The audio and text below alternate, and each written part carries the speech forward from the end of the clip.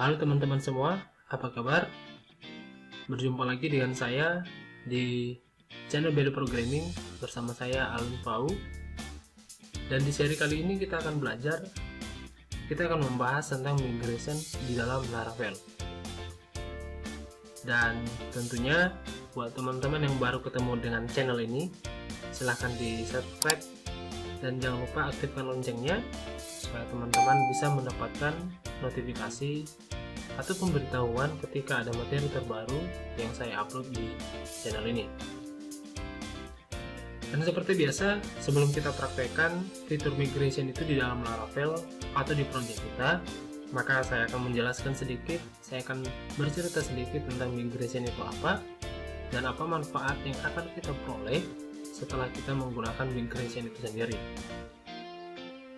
Nah, jadi migration itu merupakan control version system, yaitu sebuah fitur di Laravel yang bisa mengontrol sistem kita dan khususnya di dalam database.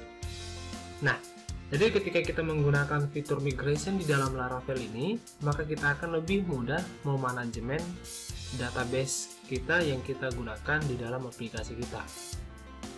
Contoh, ketika kita sedang membangun sebuah aplikasi dan melibatkan beberapa orang, atau aplikasi itu dibangun dengan tim, maka ketika seseorang atau programmer A membuat database dan menghandle misalnya data yang berhubungan dengan barang, kemudian programmer B dia menghandle data yang berhubungan dengan supplier, kemudian programmer C menghandle data yang berhubungan dengan konsumen.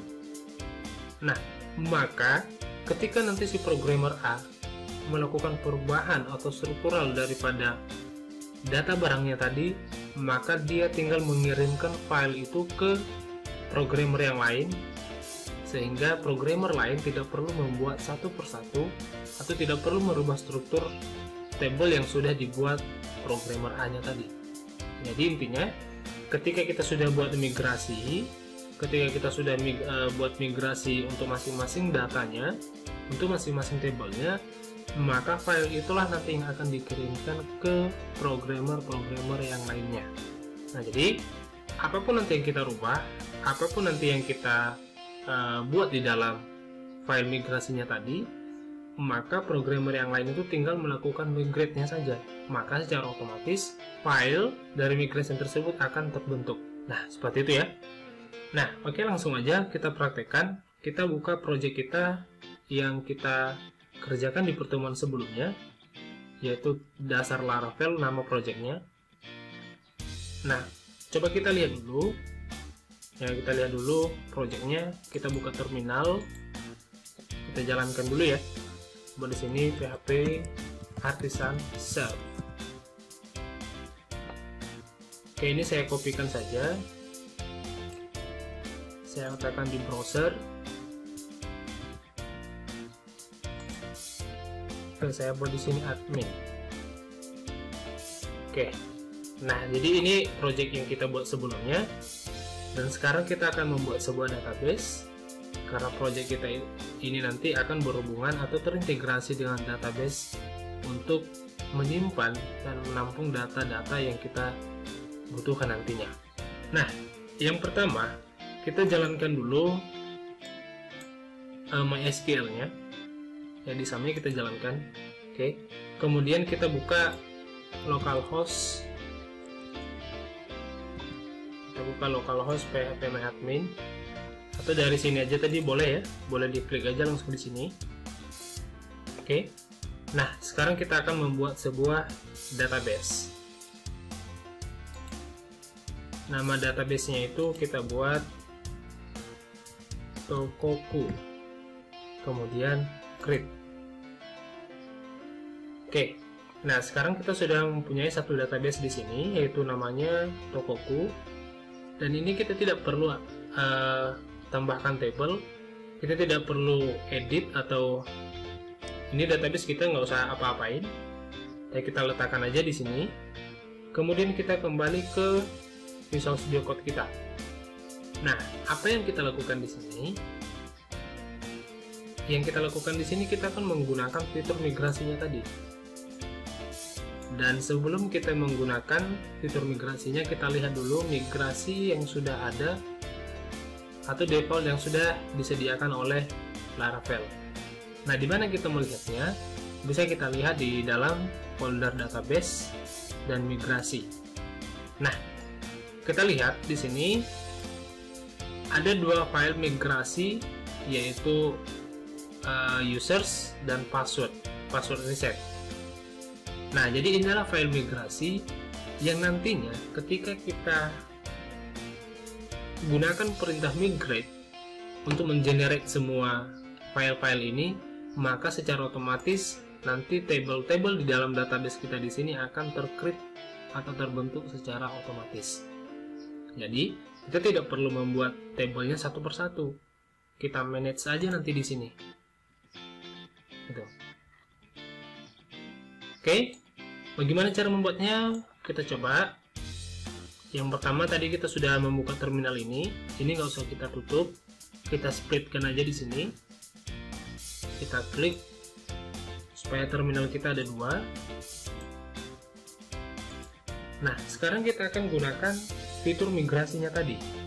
Oke, kita gunakan fitur migrasinya tadi. Kita buat di sini perintahnya php artisan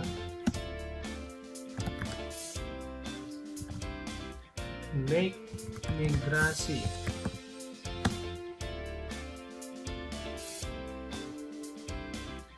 Oke, kita buka dulu dokumentasinya.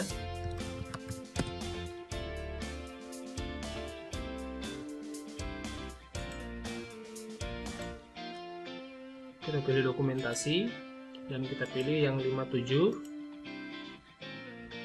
Kemudian kita ke database dan migration. Kita scroll ke bawah. Oke, kita buat ini ya, php artisan make migration create user table. Oke, ya. Sama seperti yang kita buat tadi di sini. Create nama tabelnya apa? Sini saya buat barang, kemudian table. Nah, supaya nanti struktur daripada file migrasi untuk barang itu secara otomatis tercreate, kita buat perintah ini minus. Oke, kita buat ini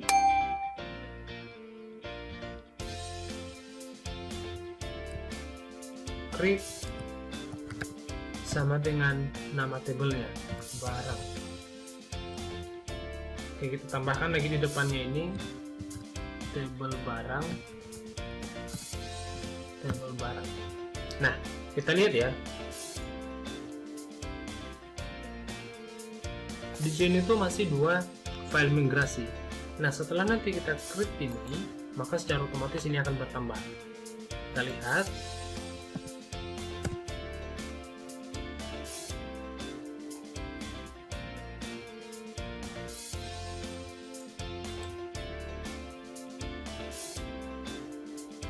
Oke, ada yang salah ya.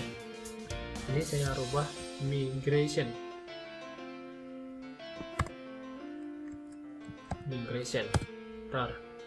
Oke, nah ini secara otomatis ini sudah tercreate di sini migrasinya. Kita coba buka.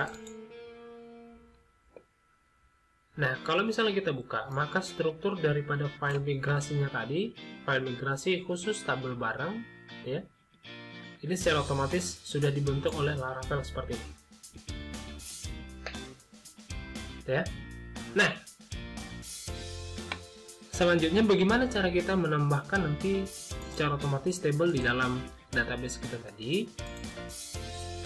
Nah, kita perlu menentukan di sini field-nya. Ya. Kita perlu menentukan field-nya di sini. Apa yang perlu kita lakukan di sini? Yaitu kita deklarasikan. Ya, kita deklarasikan sesuai dengan atribut barang yang kita buat di sini.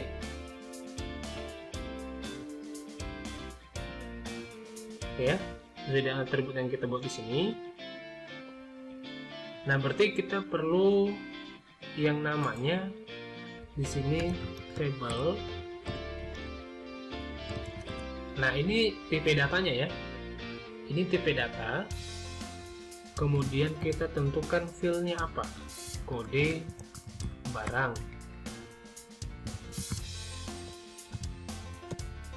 Oke, kita buat lagi. Apa lagi? Table string nama barang. Apalagi yang perlu kita buat? Satuan jenis harga.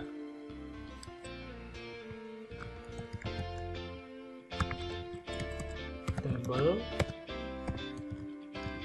string satuan.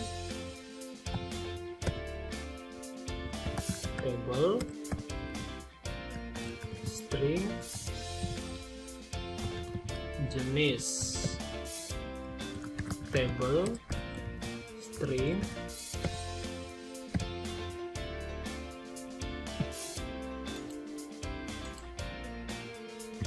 harga. Nah, kemudian di sini ada deskripsi. Ya, kita buat lagi table string filenya apa? Deskripsi. Kemudian table string gambar.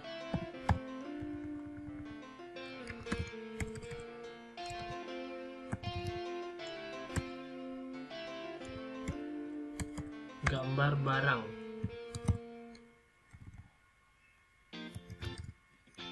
Oke, simpan. Nah, ini adalah file-file yang akan kita buat nantinya di dalam table barang. Dan table barang ini nanti akan tersimpan di dalam database ini.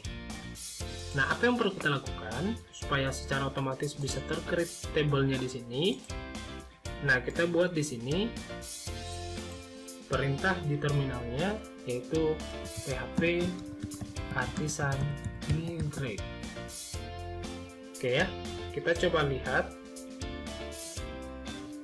nanti hasilnya apakah di dalam database kita tadi bisa tercreate secara otomatis tabelnya atau tidak. Nah, ini saya refresh dulu ya.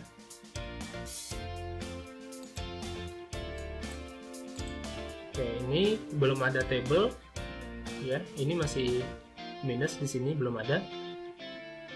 Nah, sekarang kita akan coba php artisan migrate.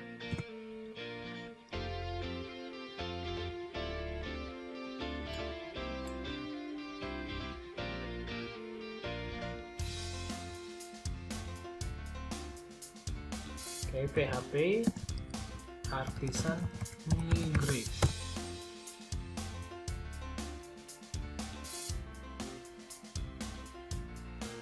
Oke, sepertinya ada yang salah nih di sini.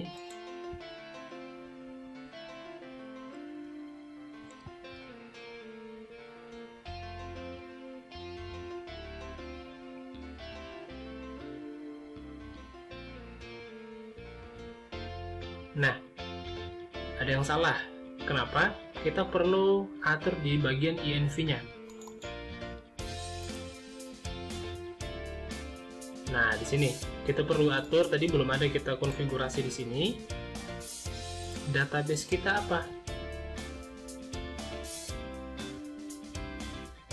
Jadi database-nya belum kita setting ya.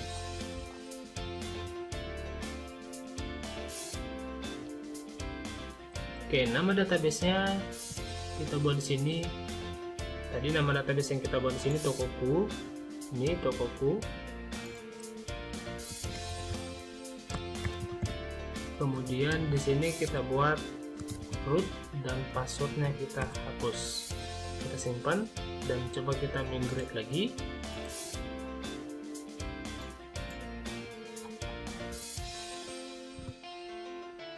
Oke. Nah, sekarang ini sudah berhasil ya, migration table create successful. Nah, sekarang kita lihat ya. Kita lihat di dalam database Tokoku tadi, kita klik saja. Nah, secara otomatis ini tabelnya sudah tercreate. Ya, ada tabel barang, kita klik. Dan kita lihat strukturnya.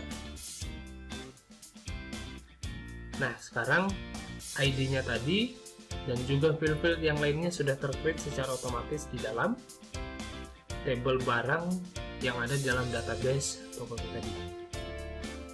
Nah, jadi inilah nanti file-file yang akan dikirimkan ke para programmer yang lainnya apabila project atau aplikasi yang dibangun itu melibatkan beberapa orang, sehingga teman-teman yang terlibat atau tim yang terlibat di dalam project yang sedang kita develop, mereka tidak perlu membuat table satu persatu atau merubah struktur table satu persatu. Jadi bisa kita handle nanti di masing-masing file migrasinya tadi. Oke, sampai di sini aja penjelasan tentang migrasi ini, dan sampai jumpa nanti di materi-materi berikutnya. Dan tentunya bagi teman-teman yang belum subscribe channel ini, jangan lupa untuk di subscribe dan juga aktifkan loncengnya supaya teman-teman bisa mendapatkan notifikasi atau pemberitahuan ketika ada materi terbaru yang saya upload di channel ini. Oke, sampai jumpa di materi berikutnya.